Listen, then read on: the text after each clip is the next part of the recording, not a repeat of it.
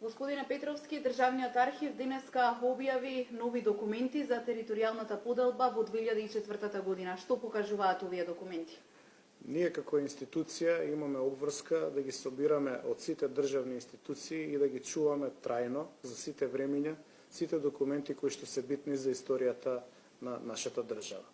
При една рутинска операција на примопредавање на документи од страна на владата во Државниот архив се работи за поголема количина на документи.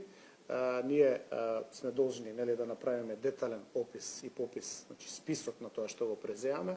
Откривме едни документи кои што сметавме дека е многу важно да бидат објавени во нашето стручно списание Македонски архивист, за да бидат на увид на стручните лица, лицата што се занимаваат со историја, но и на македонската јавност, бидејќи се работи за белешки кои што го отсликуваат позадината на преговарањето, односно заклучувањето на судбината на Кичево и на Струга, како и на Скопје. Зашто зборувам? Во 2004 година имаше големи контроверзии околу новата територијална поделба, кога практично Кичево, Струга и Скопје механички беа зголемени. Со тоа беше извршена етничка промена на структурата на населението во овие градови.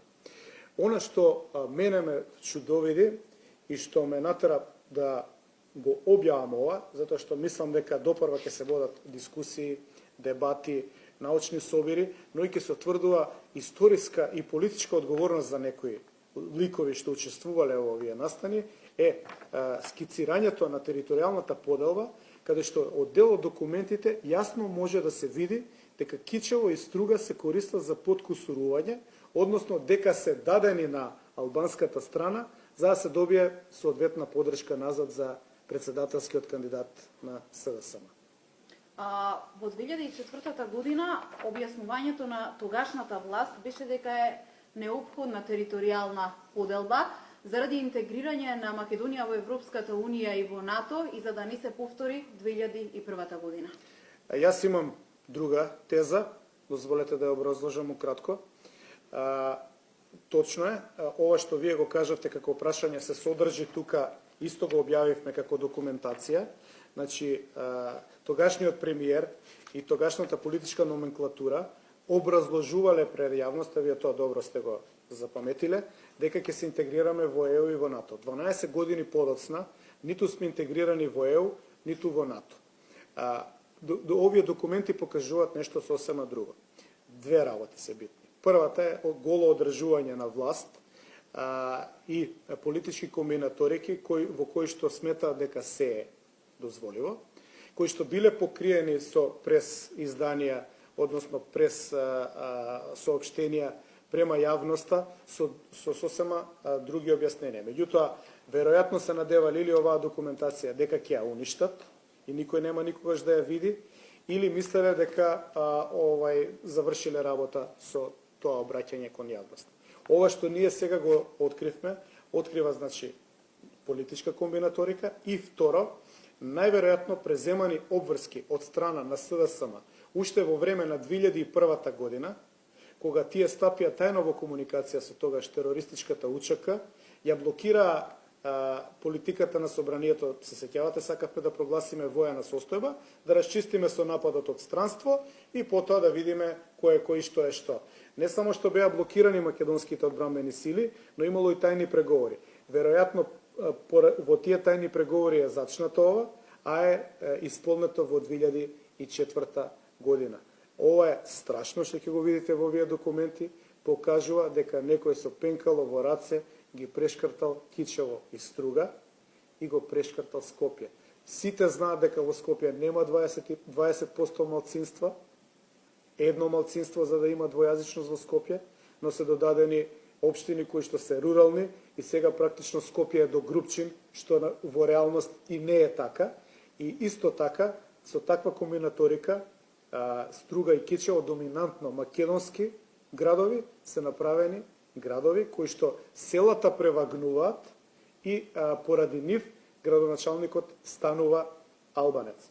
И не е проблем да е албанец некаде градоначалник, ако е тоа реалната бројка. Но механичкиот прилив прави трајно преместување, односно поместување на вековните тенденции за политички потреби на некој да биде изберен во еден изборен циклус, што е според мене не само веле предавство, него нешто што ќе го осуди историјата и никош нема да биде заборавен. И уште едно прашање, има ли ова што вие го говорите сега, некаква поврзаност со она што се случува во Македонија денес, најавите за двојазичност на цела територија? Апсолутно, апсолутно. Се работи за истите ликови. Шекеринска е представник и на тогашното СДСМ и на денешното СДСМ. Очигледно, сметајки дека овие документи нема да се појават никогаш на светлото на денот, тие сметаат дека нивните комбинаторики може да поминат како одвоени епизоди. Но овие документи покажуваат дека СДСМ работи континуирано на промена на етничката структура на Македонија, континуирано уште од тогаш создава услови, затоа што ако денеска се Струга и Кичево македонски градови, а во 96-та е дадено и Тетово, ако и Тетово има македонски градоначалник, вие не можете да зборите нити за кантонизација, ниту за федерализација. Вие, ако го изанализирате заев, најавата за двојазичност доаѓа од Прилеп. Ако ја погледнете мапата на Западна Македонија, како они точка по точка ги предаваат македонските упоришта, македонските вековни градови, тогаш делува логично дека наредна фаза после Струга и Кичево е токму Прилеп, оставајќи го Крушево позади, Македонски Брод и така натаму, за да се дојде во некоја наредна фаза до Велес или до Битола. Што значи дека сметам дека направивме изворедно научно откритие, кое што ги замолувам сите историчари, сите политиколози, сите аналитичари да го погледнат и да заклучат, односно да донесат своји ставови, зашто всушност тука се работи и дека е на дело едно многу сериозно предавство на македонската држава. И ние имавме обврска ова да го објавиме. Ви благодарам за овој разговор.